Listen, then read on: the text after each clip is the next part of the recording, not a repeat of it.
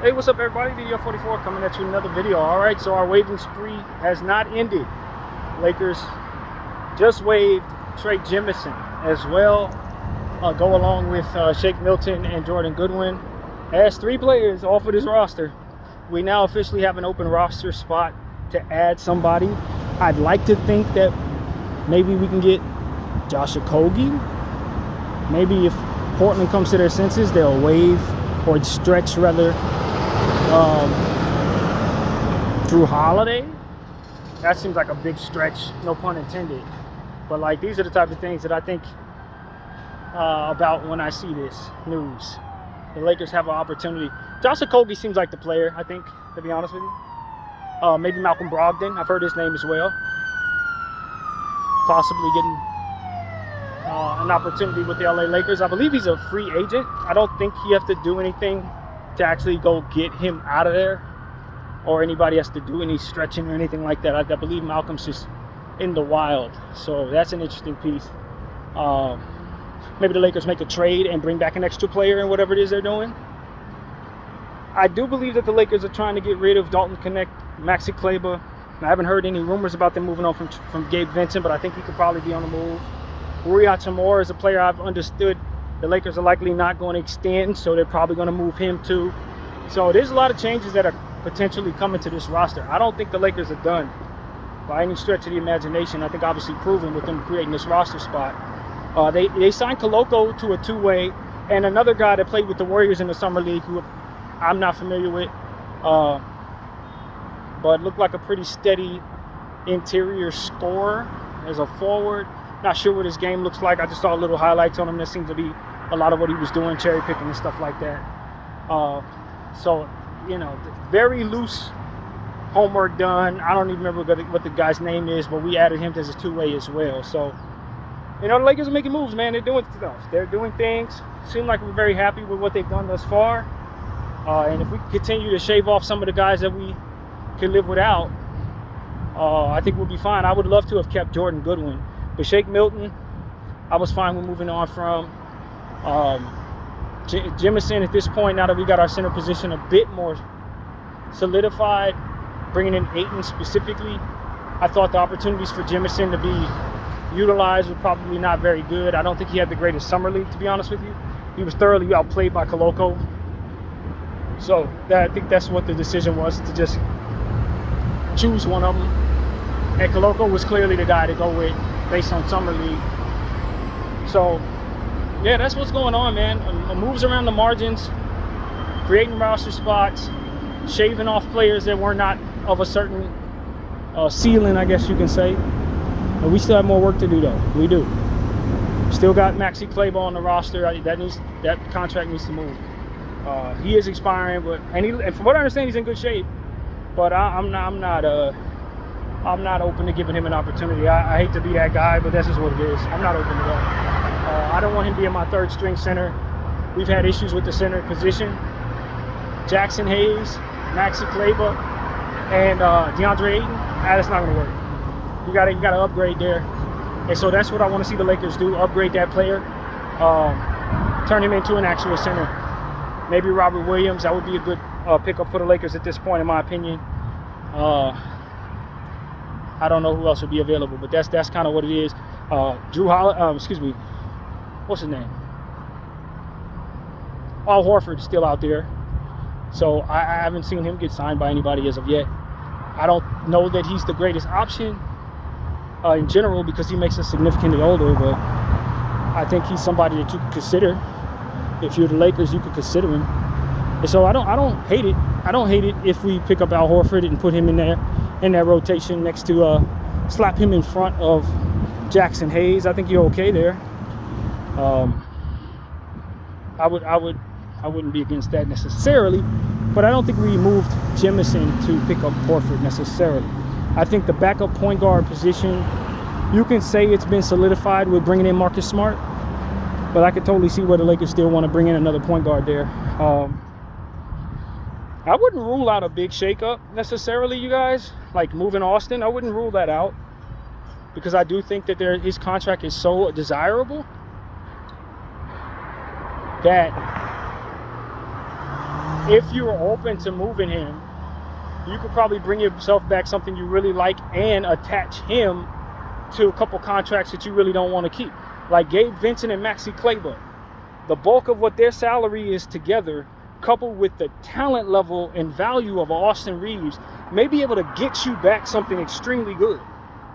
Like way out of what you would expect. You know what I mean? That kind of thing. To a real nice starter type dude. I don't know if that makes any sense to the Lakers. But I'm just saying I wouldn't necessarily rule it out. So I heard Jeremy Grant could potentially be bought out. But the Blazers need to buy out everything they got. I don't even know what the hell they was thinking bringing in Jrue Holiday. And we talked a little bit about that in my previous video. I honestly, God, don't know what the hell they're doing with Jrue Holiday. That didn't make no kind of sense. No real sense at all. Bringing him on for 3 years, $35 million apiece. And then they bring in Dame Lillard, who's going to be out for the season on a no-trade clause. Just like, I don't know. Portland is... I can't stress how ridiculous everything they've done has looked to me. Everything they've done. And they were one of the teams I was very excited about 4 weeks ago, because I thought they legitimately had a line drive to make a shocking move like picking up Giannis if he became available.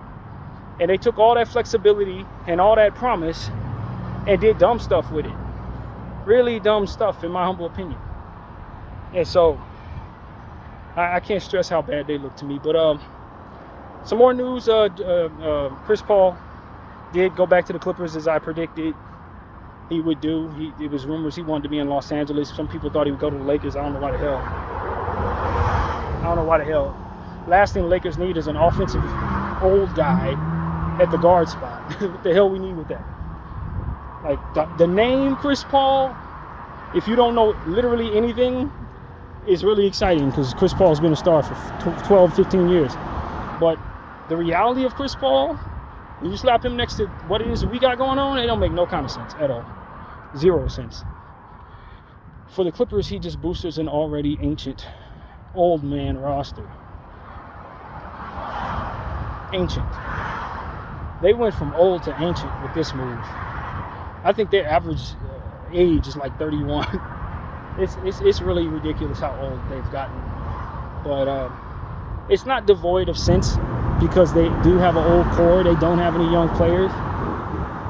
And they could benefit greatly from a bunch of them dudes all retiring at once 3 years from now or 2 years from now. That could really benefit the Clippers a great deal. So it's not like what they're doing is illogical. It just is what it is. They've gotten extremely old. And it doesn't usually work when you do that. It worked for the Lakers, though. 2020, I thought we were old as hell, but we had a good balance of young players playing heavy roles. But most of our team was old. But I don't know that's what the Clippers have. Most of the players playing heavy roles are old. They're an old team. And Zubats and Derek Jones are like the youngest players. And of course the kids they got, like Christie and Kobe Brown. They haven't re-signed Coffey. I think he would be a good pickup for the Lakers too, although I don't know that we needed to. But Coffey is just a nice ceiling raiser for our bench. Definitely somebody who can come off the bench and do some good things. So I wouldn't rule out the Lakers taking a flyer on Coffey. You know who's interesting to me right now? Josh Giddey's interesting to me right now. Because Josh Giddey is a restricted free agent, but he hasn't been given an offer. Now, Chicago's probably just going to give him an offer. But I'm just curious to see what happens there, because nobody's really got an offer for him. You know, and if you do sign an offer sheet, Chicago's likely going to match it because it's so dirt cheap, in theory. Since nobody's really giving him. Now, let's say the Lakers want to sign him. They sign him to like mid-level exception, for example. Chicago's just going to match it and call it a day. So he's in a weird space where if Chicago desperately doesn't want to pay him that, and he don't have no market, I don't know that we don't see a potential buyout situation there with him in Chicago. I don't know. But it is kind of curious that he hasn't been given an offer. if you look at the lay of the land, it doesn't seem like an offer is going to be available that Chicago wouldn't immediately match. And I don't know that Chicago really cares to bring him back, just in a nutshell. Nor do I know that he cares to go back there. So, and he's only, what, 24, 25 years old? Coming off a pretty solid season. He's not a perfect player, but he's definitely somebody who would booster any team. If you put him on the roster, he's going to booster anybody. If you can have him as a free agent, I'm sure he would have many suitors. So I'm just curious to see what happens with this player, man. What's going to happen with that guy? What's going to happen with Josh Giddey? Because a lot of what's wrong with him has to do with his off-the-court stuff that, he hasn't been able to really shake off, even though he was, the legal aspect of it is behind him. The public opinion is not necessarily positive on this guy, and it's not necessarily a great look. So that eats away at what it is that you're ultimately willing to pay him in theory. So I just think that when you look at the free agent market right now, he is obviously the best name out there, but that restricted label next to him makes it damn near untouchable that anybody signs him to anything. So, yeah, I don't... With this collective bargaining agreement, with some of the stretches that we've seen, some of these buyouts, I don't know that we wouldn't see another unprecedented buyout with him. I don't know that we wouldn't. And I'm not sure you'd be able to. Collective bargaining agreement is very unique, so for all I know, you can't buy out a restricted free agent upon agreement or something. I don't know. But if all things remain equal and it's possible, I don't know that it doesn't cross Chicago's mind to just buy him out. I don't know that it doesn't cross their mind to do that. Or some type of sign and trade. Some type of sign and trade that gets him somewhere else. And if that's the case, depending on what he signs, you might see him go to a team that you don't expect him to go to. Like the Lakers.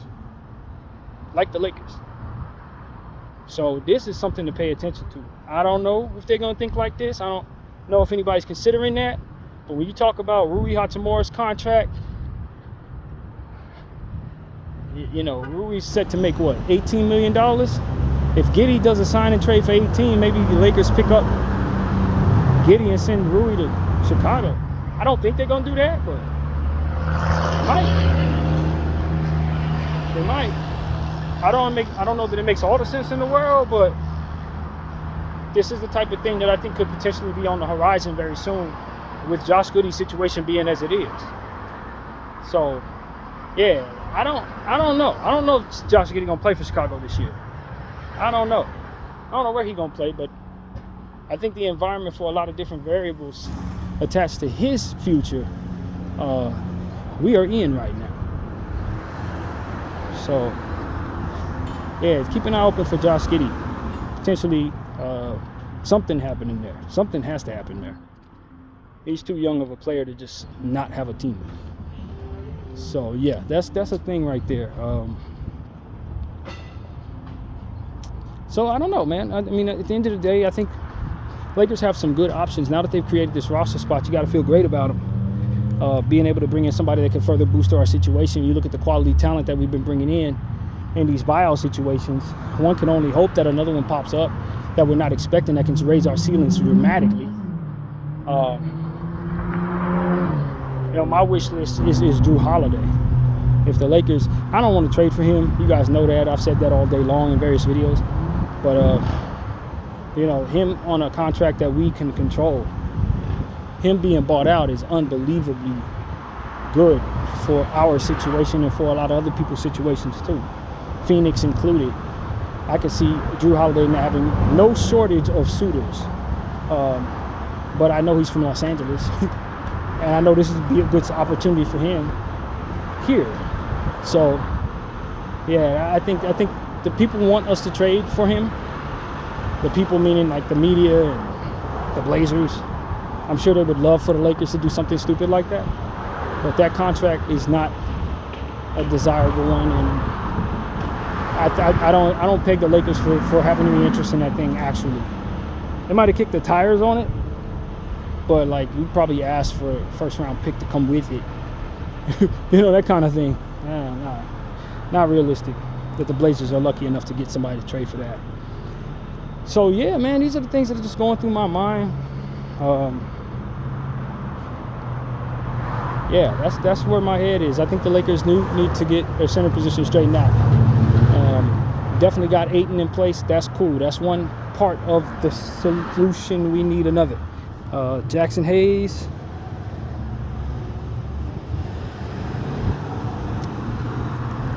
We signed him. Like most Laker fans, just don't have the greatest thought in my head about him, as we've mentioned many times as well. We're moving forward, but I would love to move on, to be honest. I would love to move on.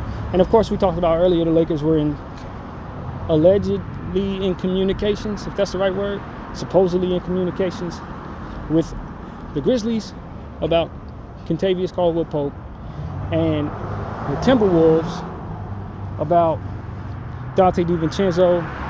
And you can check out my earlier video on my reaction to those rumors. I'm pretty damn cool on both of those players, if I'm being honest. I'm cool. Yeah, I'm cool.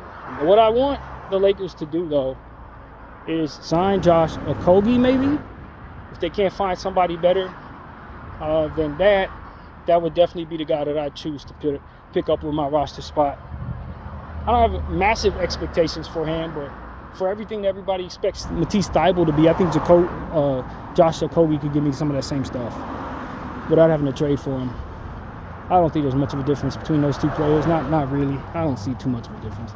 I could be wrong, but I just kind of have them pegged as the same player, more or less. So if I'm going to choose one, I'm going to choose the one that I don't have to give up nothing to get.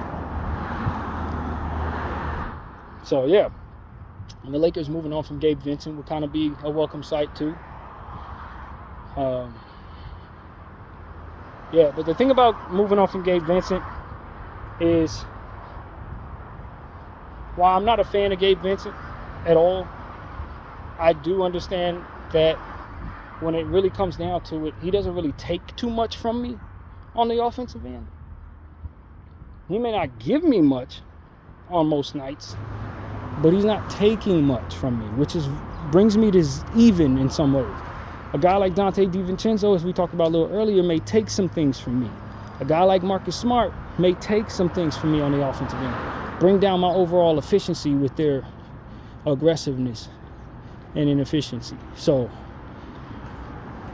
do I want to replace Gabe Vincent with Donte DiVincenzo? I think in most situations, yeah. In our situation, I'm hesitant to think that that's actually going to be a plus for us. Almost certain that it's going to be a little worse than people think. And so that's kind of my take on that. I do want to move on from Gabe Vincent. I don't know if I have realistic expectations about what type of upgrade can come my way if I'm turning away these type of players. But just the same, I want to be very careful not to acquire negative offensive talent, trying to boost my defense. That's what I really am worried the Lakers are intentional on doing right now. And because of it, could potentially find themselves unhappy with it in the long run. So that part of it is what I'm focused on. I think there is a part of it that I'm not focused on as much, and that is a guy like Donte DiVincenzo is probably a nice trade target to acquire, to retrade.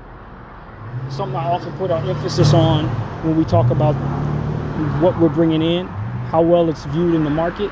And I think just as we're about to trade for Donte, if we get him, so could too another team feel good about trading for him if we look to retrade him. So I think he's more of a positive in that category than maybe I've led on or put an emphasis on. So yeah, that's something that I think was worthy of saying as well.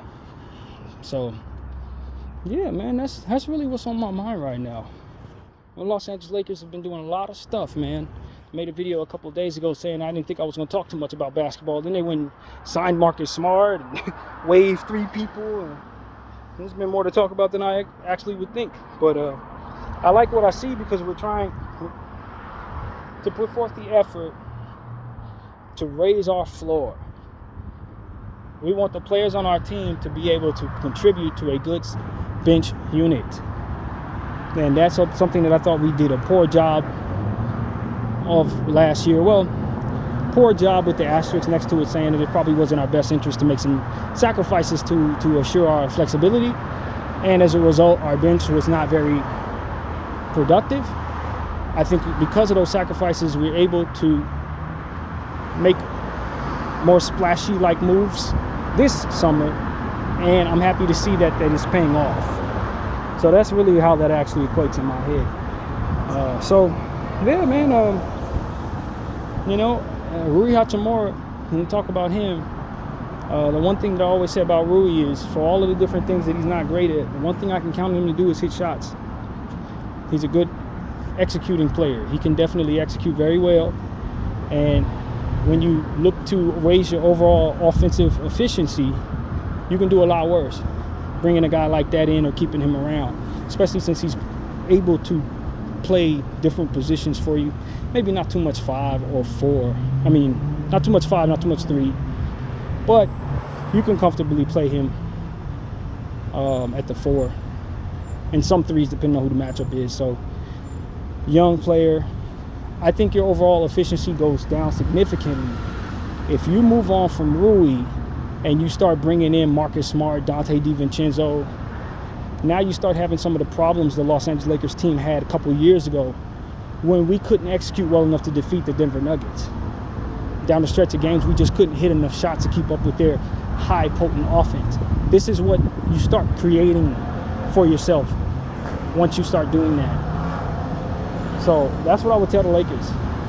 Be careful not to get rid of high executing players, potentially guys who are going to be a lot more efficient on the offensive end for the sake of trying to improve your defense, only to find yourself bad in this area, to which you'll need to improve that again. So that's what I'm worried about now. And we're eating away at our efficiency, period. And that is something that, in a nutshell, doesn't work in this era no more than being a matador defensive team. Neither of those things work very well in this era.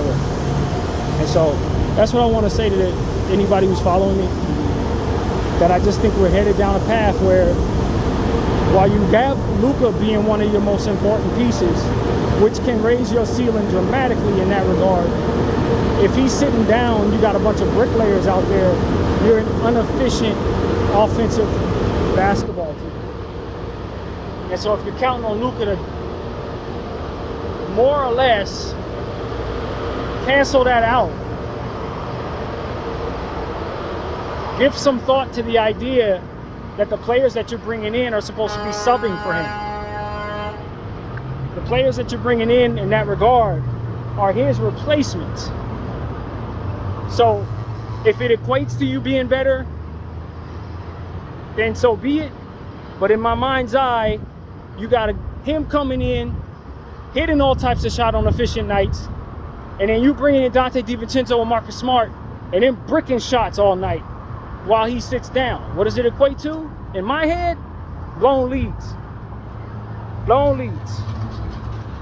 And so that's what I just, these are the things that I see in my head. Maybe you see something different. But, yeah, I'm worried that the Lakers are going to have some bad offensive units with the vision that ultimately it looks like we're putting together with these defensive guys. So, hey, man, two-way players is what it's all about. If we can find ways to, over the course of the next several years, to cut down on the players who can't help us on one end or another, I think it ultimately really help our situation. We tend to find ourselves hovering around guys that are only one way. And we've built around guys that are particularly one way.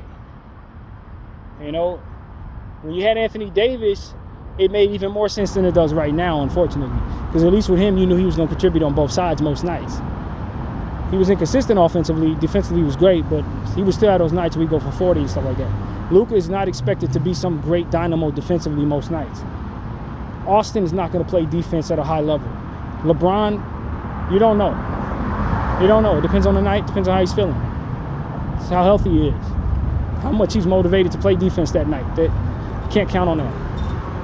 So what you end up having happen is you try to bring in defensive players to offset that, but then you ultimately have yourself having scoring droughts because of it. And so it doesn't equate to you being good enough any damn way. One way or another, you're going to be bad in one side of the floor or the next. And as we found ourselves being able to morph into a good defensive team if we leaned on our offensive talent, or morph into a good offensive team rather than lean on offensive talent, and vice versa, that's kind of the dynamic that you're setting yourself up for again in a different way. We can put all our best defenders on the floor and have a great defensive team. Put all our best offensive players on the floor and have a great offensive team. But can you have both at the same time, and does it come together and make any sense? That's what we need to do a better job of putting together this season. So, yeah, that's really the thought, man. That is exactly what I have in mind. I see the vision, but I just think that we're still leaning in on one side or another. So, yep, I think that's ultimately what I want to say, man. Now we look at what the Lakers do with this free roster spot. I'm poised to be very happy with what it is they decide to do. I'm kind of excited about the idea of making a trade that consolidates, or rather shaves off some non-productive guys for some very productive players if possible. I love the idea of us getting better in any way, shape, or form, but what that looks like to me may be something different to you. So that's really what it is. But yeah, that's pretty much what I got to say, man. I appreciate everybody for allowing me to bump my gums about my squad. Video 44, I thank y'all for watching. I'm out.